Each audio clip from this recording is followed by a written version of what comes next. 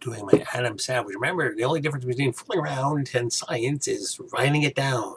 Hey everybody, it's Sunday night, which means if you're not watching the Super Bowl, you're watching Star Trek. Tonight is episode 14, titled The War Without, The War Within. And there's a lot of infighting in this episode for sure.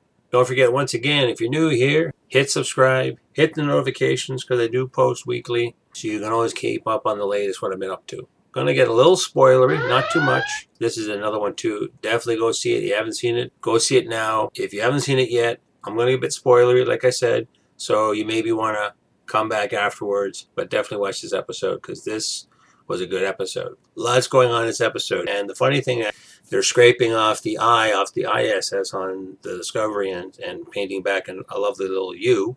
So after we see the paint job, we cut the transporter room. Michael and Phillipa are still hanging in there. Saru comes walking in. Well, this is the first thing came to my mind. Old Bugs Bunny. It's like Wile E. Coyote on a Roadrunner. She's just like, whoa, look at this dinner. It's just like, hey. Michael's like, hey, wait. He's acting captain right now. He's not a slave or anything. Kelpins are totally different. There's a quick exchange out in the hallway when they're walking to the bridge, Michael and Saru. And he's just like, hey, I thought you said there was no Kelpians in the Mirror Universe. You lied to me. Most of this episode is going to be it's plans within plans. It's some lying, people having to sort through this. So again, it's war within. And Saru also tells Michael, by the way, Tyler's doing better. He's been excised of Vok. Anyway, he's been excised, so Tyler's still recovering at sickbay. Saru says to Michael, well, why don't you go check him out? Part of the recovery is, if he sees familiar faces, but she's still got it in her head like, well, this is the same guy, and this is the same guy that tried to kill me.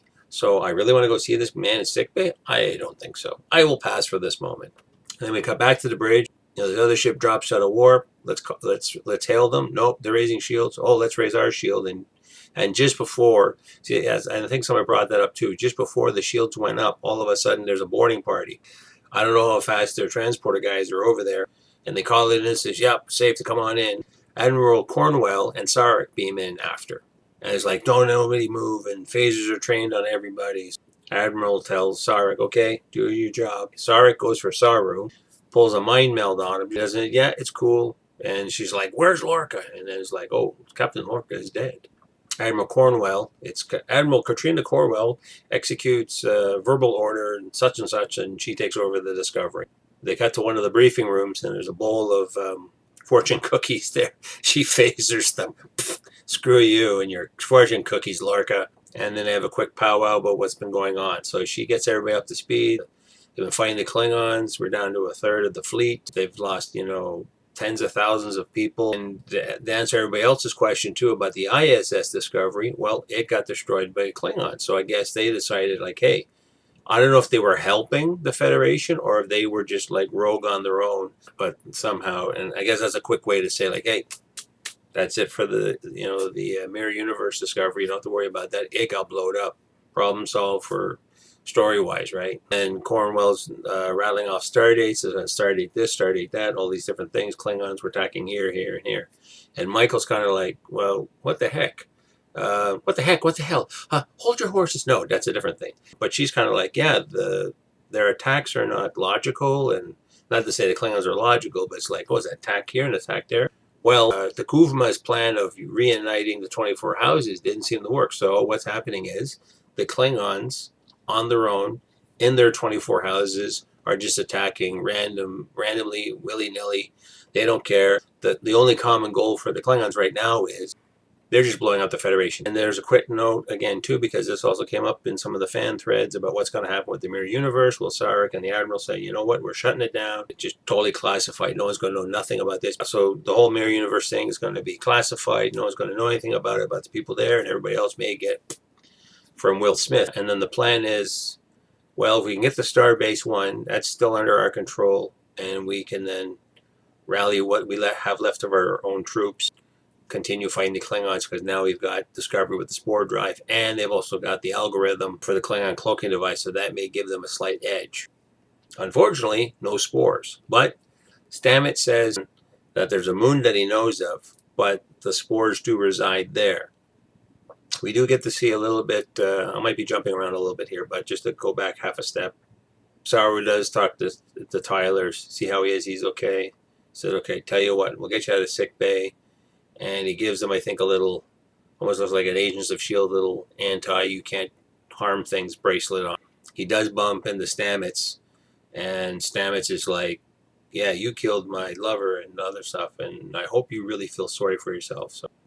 So basically, everybody's going to be mad at Tyler because now they find out, like, and maybe it's ship-wide that everybody knows, there was the Tyler Falk Ash.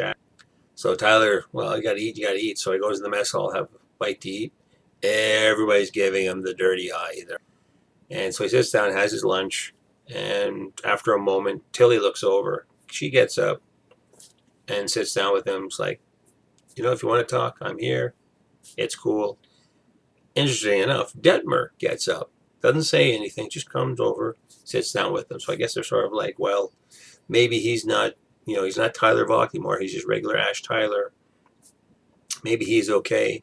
We just got to give him a little bit of love, and he'll be, good to go. Okay, so since they don't have the spore drive, so they warp over to Starbase 1, come out of warp, bonk, whoops, no more Starbase. It's actually got a Klingon logo tattooed onto it, but it's not just the generic Klingon logo.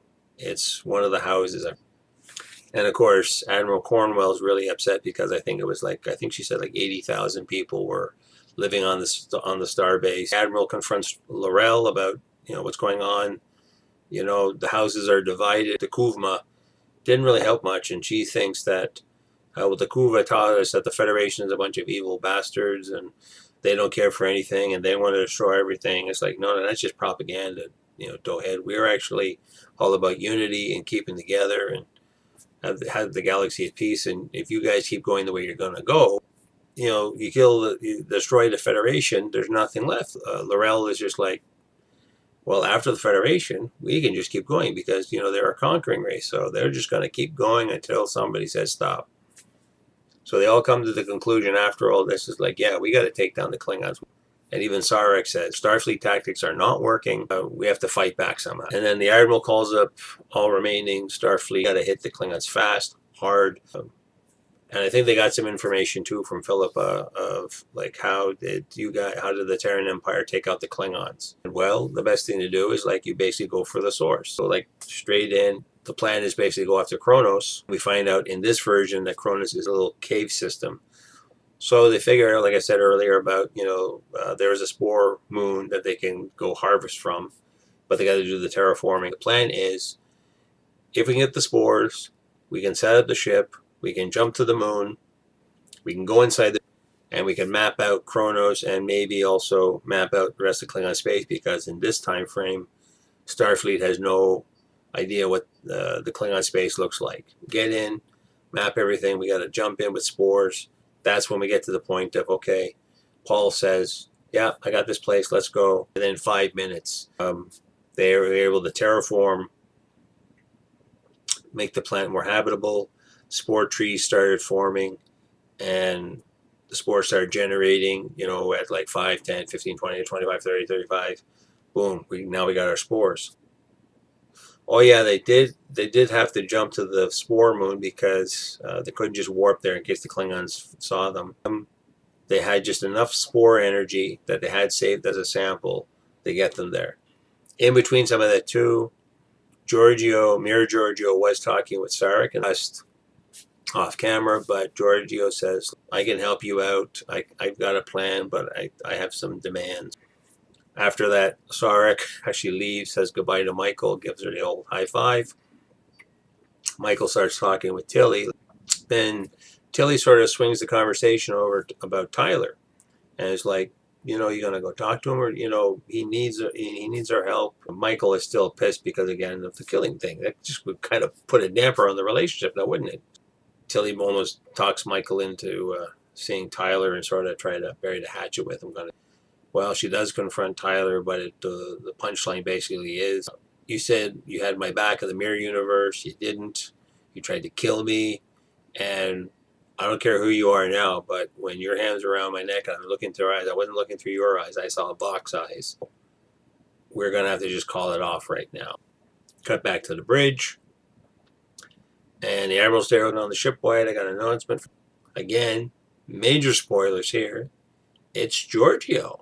Now, the Admiral says, oh, we found Captain Georigiou in a Klingon prison, blah, blah, blah. Most of us are going to assume, and I'm going to assume on this one too, this is Mirror Georigiou dressed up in a Starfleet uniform. And that's it. So, we're down to one more episode. Yeah, quite a bit. Like I said, my brain just went boom again because I'm surprised how much story they're cramming into this period of time. Like in the first 10 minutes before even the credits rolled, they were just like, oh, this is all the stuff going. Da, da, da. Like, oh, slow down. I can't take it all in. My head hurts. Said lots. That's the one thing I'm finding though. They want to try and cram so much stuff. Like most stories are an A and a B plot. This stuff's going on over, that's going on here. But these guys, I don't know. Maybe millennials and certain other kinds of Trek fans, maybe they can process all information. To me, it's like that was a lot to take in. But it's not bad. I want to see how they're going to wrap this sucker up, though. If they're going to leave it with a pretty bow, or are they going to do like a massive cliffhanger and then leave us hanging till they can scrape up some money again to start filming season 2? So yeah, lots going on. Anyway, what did you guys think? Like I always ask, you guys on board? You really liking this stuff? What do you think about this episode? Leave your comment down below. And don't forget, like with my videos, like, dislike, hit subscribe, notifications so you know what's going on. And as always, see you in the next one.